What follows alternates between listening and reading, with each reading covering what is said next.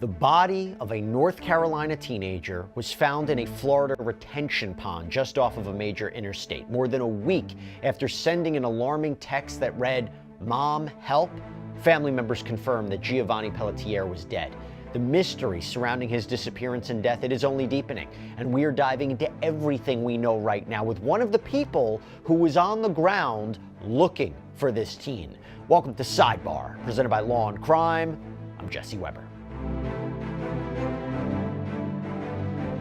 A North Carolina family is overwhelmed with grief right now after a vacation to Florida may have ended in just unimaginable tragedy. We're talking about 18-year-old Giovanni Pelletier, traveled with his mom, Bridget, her fiancé, his 4 younger siblings to Englewood, Florida, which, by the way, is on the western side of the state. It's south of Tampa and St. Petersburg.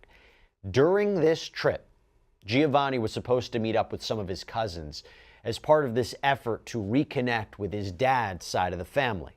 But things somehow took a turn, and now evidence is suggesting that Giovanni ended up dead in a pond on the side of I-75. Now, I'll tell you, the story's a little complicated because it involves so many different people and places and agencies, but we're going to try to make sense of it for you.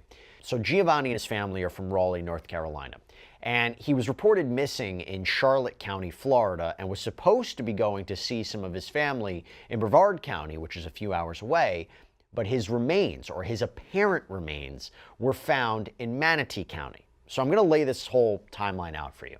So in an interview with People magazine, Bridget Pelletier says after her son turned 18 in April, he was interested in getting to know his biological father's side of the family. He lived in Florida up until he was 4, was estranged from his paternal relatives. Bridget, by the way, is of Italian and Puerto Rican descent, while Giovanni's father is African American, and she says that her son wanted to connect with that part of his family tree. So before the trip to Florida, Giovanni apparently joined a group chat with some of his paternal relatives, including 3 cousins. Now you go to August 1st, around 1:30 in the morning. Those cousins reportedly picked up Giovanni from Englewood, reportedly headed for Mims, which is on the other side of the state, several hours away. Why the cousins, who had never met Giovanni, picked him up so late at night, that part still a little unclear. And also, I'll tell you, the age of these cousins is also unknown. But not long after he left, according to Bridget in her interview with People, Giovanni sent some alarming text messages to family members, including one to her that just said, "Mom, help." Now, unfortunately, Bridget was asleep, and she wouldn't see that text or a missed FaceTime call until the next morning. That is when she realized that Giovanni had also sent similar messages to his grandfather and aunt when he couldn't reach his mom.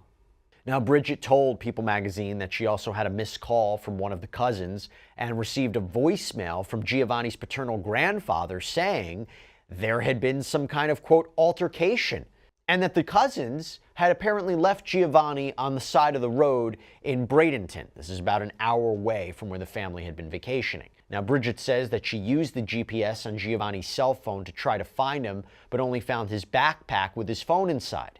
She told People, "My son eats, sleeps, showers, breathes his phone," saying he never would have left it behind. Now, according to the Manatee County Sheriff's Office, that backpack was found near State Road 70 and I-75, where the cousins had apparently left him. So how did Giovanni end up outside the car? Well, according to what Bridget told People, the cousin who'd called her overnight later told her that the group smoked marijuana with Giovanni after they picked him up. And the cousin claimed, reportedly, that Giovanni had gotten paranoid and started to panic, eventually cursing at the cousin and threatening him with a knife in a roadside confrontation before running away. However, that information appears a little bit different from what Charlotte County deputies released to the public as they launched their search. According to Charlotte County officials, Giovanni, quote, began acting erratically before exiting the vehicle and walking away near State Road 70. Now, we believe that is information that has come from the cousins, per ABC News. Now, Giovanni's family launched search efforts in multiple counties. They announced a $10,000 reward for information leading to Giovanni's location or the arrest and conviction of anyone responsible for hurting him. That reward was reportedly eventually increased to $25,000.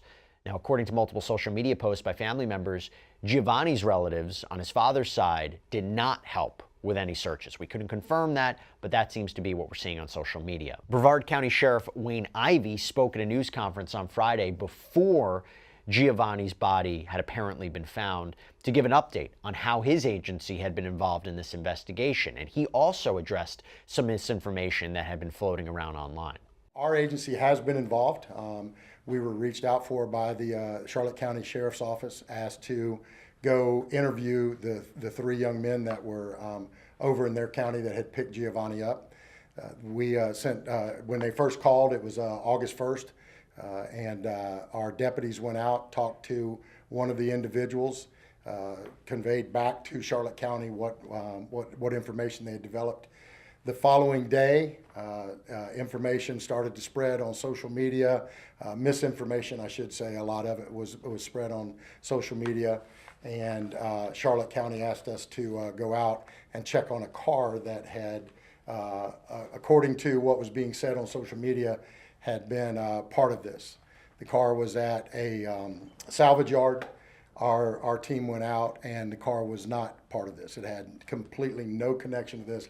In fact, everything that we could tell from looking at the vehicle, it hadn't moved in a substantial amount of time. The brake pads were all rusted. Everything, the car had not moved. So, but as part of our assistance with them, as part of us offering any resources to them we could, we actually sent agents to go interview the three young men. We've not only interviewed them, we've interviewed other members of the family. We've also recovered the actual vehicle that was that the boys were driving, and that vehicle, the family gave it to us, said, take it, do whatever you need to do with it. We did. We took it. We had our crime scene team go through it and reported back to Charlotte County that there was no evidence of any type of wrongdoing that was part of it. So, you know, as you guys have probably seen in some of the stuff going on, some of the news reports, some of his items, a backpack, a school bag, and a telephone were found on the interstate over in Manatee County, I believe it was. But there's nothing to indicate he ever came to Brevard County. In fact, just the opposite from the witness statements that we've had and any evidence that Charlotte County's been able to collect. According to Sheriff Ivey, the only reason search parties had been organized in Brevard County was because of misinformation about the car, and clarified that if there was any credible information that Giovanni might be in Brevard, his deputies would be out in full force looking for him. Now, after searches that crisscross the state, what are believed to be Giovanni's remains were found over the weekend in a retention pond where he was last seen. According to the Manatee County Sheriff's Office and the medical examiner, the body was so decomposed that further testing would need to be done to confirm it's actually Giovanni, but that they were preliminarily saying it was him.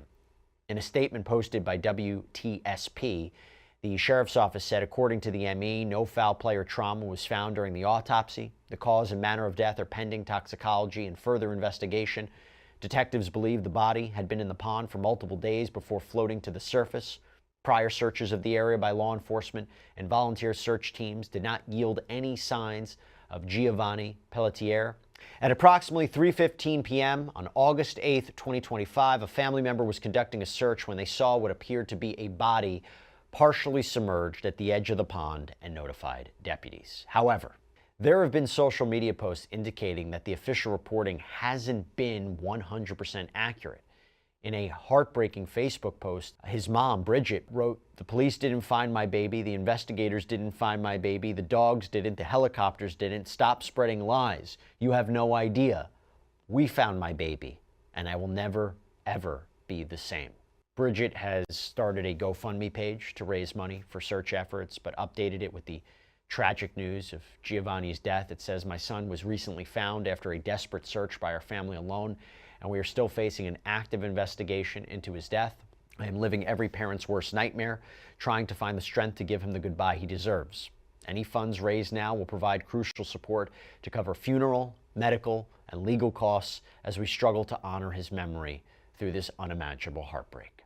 The crowdfunding campaign has raised more than $27,000 so far, and a Change.org petition has also been launched to try to get the FBI involved in Giovanni's case. Part of that petition reads, "This case spans multiple counties, involves suspected gang affiliations, and may include interstate elements, all reasons why the FBI should be involved.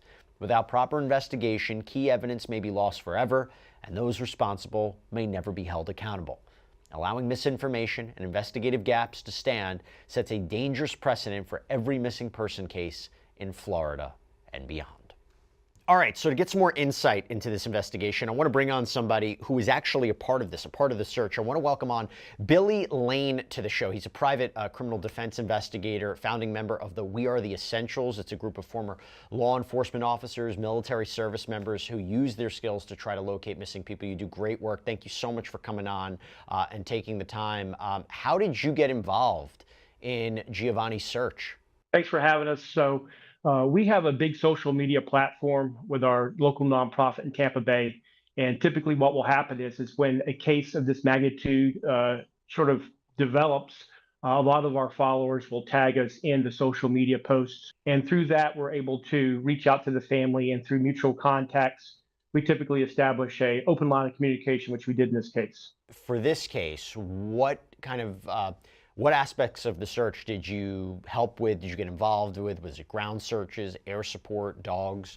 What aspects of the search? So we started a conversation Sunday night with the family, and what we try to do is provide ground assistance. We are, ground searchers. So our job is to gather as much facts as possible. We have to start our own investigation because typically law enforcement won't share information with us, which is fine. So we start from ground zero using the family's information that they are able to provide us of the locations, times, dates, and places. And then Monday morning, we were on the ground at 7 a.m. to start a ground search, and we started moving forward from there. And what did you do after that? So our ground searches typically were isolated to the road area, which was very near where the family lived at. And this was based on several factors. One of them was text messages that we received, and we did a timeline of the text message. And based on the Help Mom Help text message, he would have been in this area in the vehicle. Based on the other information the mother had provided us, based on the GPS path of travel from the home back to MIMS, would taken the car down that road. So we felt like this is a very important area. Plus, it hadn't been searched based on our information. And this was a 10-mile stretch of river road from Winchester to I-75 that was very secluded. There was no cameras out here. It was very wooded. There was construction zones out there. There are areas that people could have pulled off to the side of the road and stopped without anybody seeing them. Plus, at 2 o'clock in the morning on this road, they had very little traffic. So our job was to start eliminating, hopefully our job was to try and locate him alive and in good health. But the secondary is to try to eliminate areas that he is not in. So we were out there hoping to find him, but in the meantime, we were eliminating areas. We use a mapping program, and it shows every step we take. But what's most importantly, shows every step we don't take. So we're able to close in those areas. So for 5 days, we spent on the ground searching. But in addition to that, we also provided support for the family. We were answering questions for the family as former law enforcement officers. Why isn't this happening? When will this start happening? And what should we expect? In addition to that, we're also filtering outreach through media sources so we could keep Giovanni's story alive in the news. So that was very time consuming, to say the least. It was very encompassed. There was a lot of moving parts of this, and the fact that this could be a search that would span more than 50 miles from the home. So we had to organize and structure our search based on facts that we were being given at the time. By the way, if you've been following us here at Sidebar, you know how many different stories we produce a day, how many video clips we put out there a day. And just for any of you out there who are interested in maybe creating content of your own, if you put things out there, we use Opus Clip. So if you don't know what it is, it's an all-in-one AI editor that makes it easier and faster to cut, create, and upload videos across all social media platforms. And through the power of AI, Opus Clip automatically generates B-roll, it cleans up audio, it reframes your videos for any platform, and it is so easy to start using. I'm going to show you how. All you got to do is go to opus.pro/sidebar, sign up, and then upload a video. In just a few minutes, you're going to have tons of perfectly edited clips ready to go. So whether you're making videos for TikTok or Shorts or Instagram Reels, Opus Clip is your one-stop shop for getting your best content seen by more viewers across all these platforms with literally the press of just one button. And if you're wondering how good the AI edited videos are from Opus Clip, Just look at our content here at Law and Crime. Our producers have used Opus to help us cut and share clips of some of our most major trials. And having a tool like Opus Clip means we can get you even more viral updates from inside the courtroom faster than ever before. So at Sidebar, we know our listeners have a lot of opinions and ideas to share, and this is the most powerful tool there is to help you edit like a pro and grow your own audience. So give it a try for yourself. Go to opus.pro/sidebar to start creating your own videos today. There's been some interesting reporting on this. Can you confirm who from Giovanni's family was helping with the search and who wasn't helping with the search? Was there one side of the family that was helping and another side of the family that wasn't helping? I don't have privy to actually who they were, but I do know that the family is very steadfast in wanting to go out and assist in the search itself. They had family friends, extended family friends that came down from North Carolina just to be involved in this search. And you have to understand, one of our missions here is to prevent the family from having to go out and actually do the searches. We had impressed upon them the fact that we did not want them out there. We impressed upon them the fact that this might not end well. And part of what we do is to prevent the family from having a tragic outcome of having to find their own loved one. That's the reason we're there. That's the reason we do what we do. But the family was very strong. They were very steadfast. And based on what we are aware of, it was an extended member of their friends of the family who actually made the discovery. Yeah, that's what we saw in the reporting too. There has been statements made by people close to the family that there's not only been misinformation that's being spread online in random social media platforms, but also by law enforcement officials. Is there anything you can tell us about that? I'm not quite sure what they're referring to. And to be honest with you, it's their story to be told.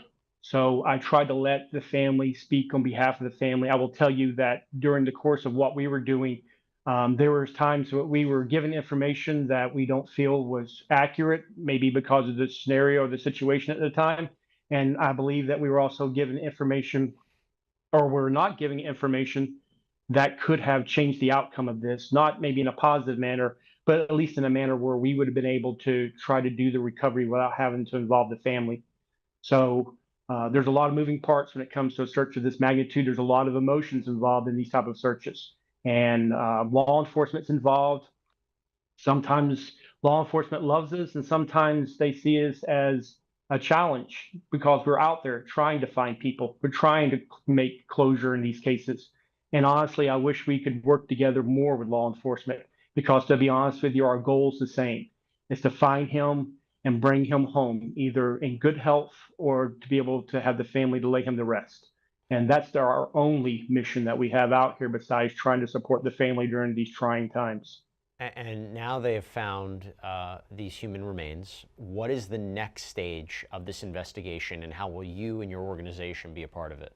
To be honest with you, if this is Giovanni, our involvement is over. We don't look for the why and the how. We look for the where. We're more concerned about where he is than what got him there. You know, we're private investigators, sure, but we're private investigators working for the family. We're non-criminal conspiracists. We're just out there trying to figure out where we can search, where he is, and pray that we could potentially get to him before something tragic happens to him. And unfortunately, this was not the case. And I'm not quite sure if we would have been effective in that mission of trying to get to him before a tragic situation occurred. But the secondary phase of what we do is to try and locate him and bring him home. There are a lot of families out there right now, we're dealing with them, who do not have the answers of where their loved one is, who are still missing after years. And there comes a time, after a certain period of time of trying to locate somebody, that window closes. And if you're not within that window, your opportunity to bring that person home will slip away from you. And if this is Giovanni, if it's 100% confirmed, what do you make of the timeline? What do you make of the location of where he potentially was found in relation to the different geographic areas? What should we all be thinking about? First of all, I would say think of Giovanni and his legacy in the family, number one, and what they're going through. So far as where he was located, if you look at the big picture and if you look at all the facts afterwards, which, to be honest with you, we didn't have at the time, it makes sense that he would have been close to that bag if he truly got out of the car at that location. We had received reports that he got out on River Road. We received reports that he got out on 75. So we had a lot of contradictory information that we were trying to process and eliminate. But this makes sense. If he got out on I-75, then I would say typically with our search parameters within 2 miles of the last location of the individual is a valid search location. And that's what we concentrate on. But unfortunately, we were having to deal with some misinformation and some lack of information. So it made it much more difficult over a 30-something mile span of road that we need to eliminate. How is the family doing right now? To the best of our knowledge, they are in crisis, like any family would be. They were praying that this was not the outcome, and so are we. And it's hard sometimes because it feels like, what we do steals their hope that someday their family member will come back through that door. We withdraw all that once they're located. So it's hard. It's devastating. And it's not even hard, it's devastating. This is mostly the worst day of their life, and rightfully so. They wake up, they go to bed one evening, they wake up the next morning and they're in crisis. They're in the worst situation possible. Their son's missing. And that's the reason our organization and the community comes together to try to support this family. They were from out of town. They had nobody besides their family that lived here. They had no connections here. So we wanted to support them, support the mission, and let them know they weren't here alone. And just to confirm, how far away, if this is truly Giovanni, his remains, how far away was it from where he was staying? Was it about an hour away? Do we have that correct? Hold on, I can tell you here. I think it was about 50 miles away from where they actually, from the search area was. Let's see here, 49 miles, as a matter of fact. So from the family's home to I-75 and State Road 70 was 49 miles. For us, like I said, for anybody who is doing this. Now, we believe in the very early stages of this that law enforcement had covered this area and that they had additional resources out there, family was out there. So we didn't want to go back and retrace a lot of their steps unless we have to, which we do sometimes, and we will. So we wanted to concentrate on an area that hadn't been searched, which was River Road. And so that's the reason we started focusing there and trying to eliminate that. So did law enforcement give a response to that? Like, we didn't check that area, we thought we checked that area, maybe this specific location we didn't see. Any insight you can give us on that? I will tell you from experience doing this and being in law enforcement that if this is the scenario, if he had drowned in that water, he would have went to the bottom of the water. And several days later, he would have came to the top of the water. And that could possibly explain what we're dealing with here. Now, I don't know if he drowned. Only the medical examiner does. And from the preliminary reports I've seen with the medical examiner, there's no confirmation that there's water in the lungs. But there again, I'm not the medical examiner. Sure. But if there had been water in the lungs and he went to the bottom of that water, there's a great chance that law enforcement could walk right past him, not searching the water, not realizing he was in there. And several days later, like the day that he was recovered, he could have come to the top of the water again based on the expanding of the gases in the body. It is an incredibly distressing situation that is happening there, particularly for the family. But you and your organization do such important work. If people want to get involved and help with the efforts that you provide and the services your organization provides, what can they do? I tell everybody we're powered by your donation. So we are empowered by you, the viewers, and the people who support us. They can go to wearetheessentials.com. You can learn about our mission. You can learn how we believe that God leads us out here to help these families answer their prayers when people go missing and try to help them bring them home, whether it be alive or a recovery so they can have a peaceful rest.